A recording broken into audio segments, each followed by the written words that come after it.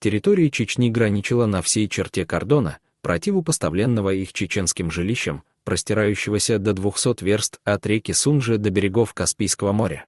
Кроме того, по утверждению Кноринга, в начале XIX века чеченцы были способны выставить армию численностью в 10 тысяч воинов.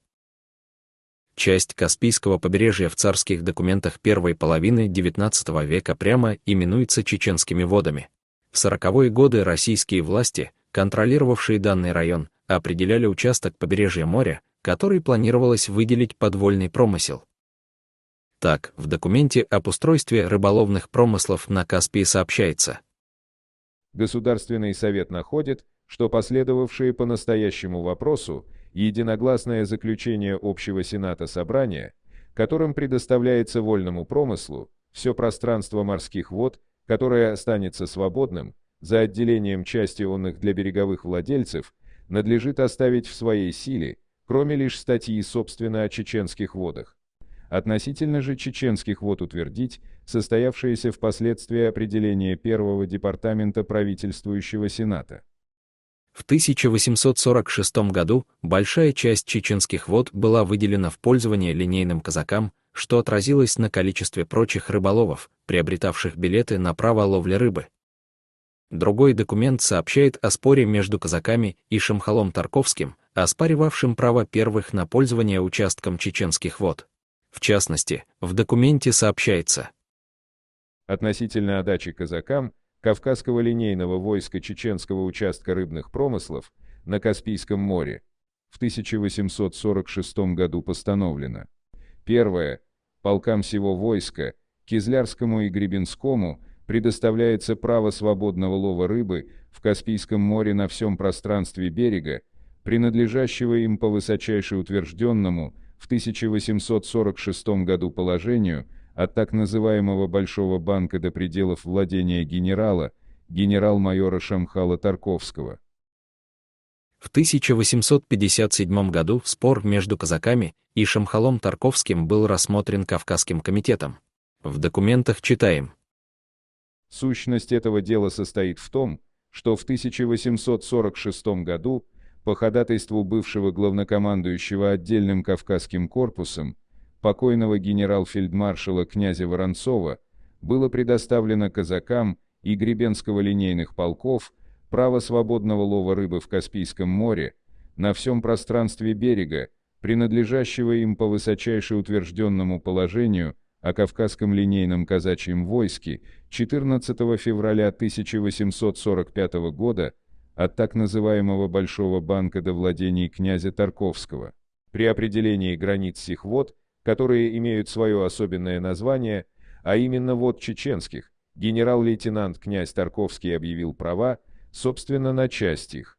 Для разбора этого дела была составлена комиссия, которая и нашла необходимым оставить во владении генерал-лейтенанта князя Тарковского пространство вод в Каспийском море, которым он издавна пользуется, менее 2 верст от Поповой косы до острова Чечень, а Кавказскому линейному казачьему войску взамен этого отдать часть между Большим банком и водами Всеволожских.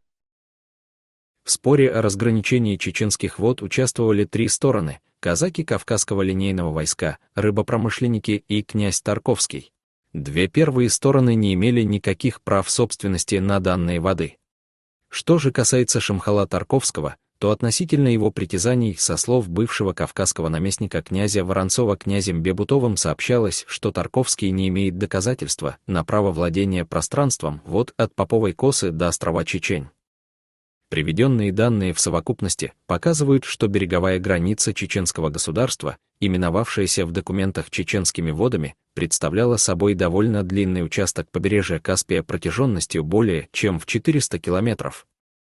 При этом остров Чечень с одноименным поселением Чечена был наиболее примечательным, благодаря своему названию, географическим объектам этих вод. Кроме того, как следует из документов, еще в первой половине XIX века на месте нынешнего Аграханского полуострова обнаруживались острова, следы существовавшего прежде чеченского архипелага. Сергей Тучков отмечал: Кавказская линия имеет против себя своими соседями и неприятелями следующие народы: начиная от Астрахани или от Каспийского моря против левого фланга Онной, обитают в Кавказских горах чеченцы, народ весьма воинственный, хищный и жестокий. Число их обстоятельно определить нельзя, так как они для военных действий и набегов нередко соединяются с другими кавказскими народами, иногда и с лезгинами. Хуан ван Гален, указывая в общем границы Чечни до 1820 года, сообщал, что вдоль центральной части, выразимся так, хребта находится поселение Большой и Малой Кабарды, живут осетины или осеты, а далее к востоку соседствуют с Каспийским морем и Дагестаном чеченцы. Генерал-майор Пула в своей докладной записке о положении дел в 1830-х годах, отражая изменение границ расселения чеченцев после начала Кавказской войны, писал: Управлению начальника левого фланга Кавказской линии отнесено пространство, ограниченное главным хребтом гор, Андийским Койсу, Сулаком, Каспийским морем и Тереком, Ассой и Даут-Мартаном. Главное народонаселение этого пространства составляет чеченское племя, самое сильное, самое буйное и воинственное из всех кавказских народов. В качестве заключения можно сделать следующие выводы. Основное русло Волги, ныне Старая Волга, прежде Большой Банг, делило северо-западные воды Каспия на два участка. Первый участок — чеченские воды вдоль западного берега Каспийского моря до устья Сулака, включая Аграханский полуостров. Второй участок — всеволжские воды вдоль северного берега моря и далее на восток по левобережной стороне Волги. Из этого следует, что бытующее в исторических кругах мнение, согласно которому под чеченскими водами разумелись только воды близ острова Чечень, является ошибочным.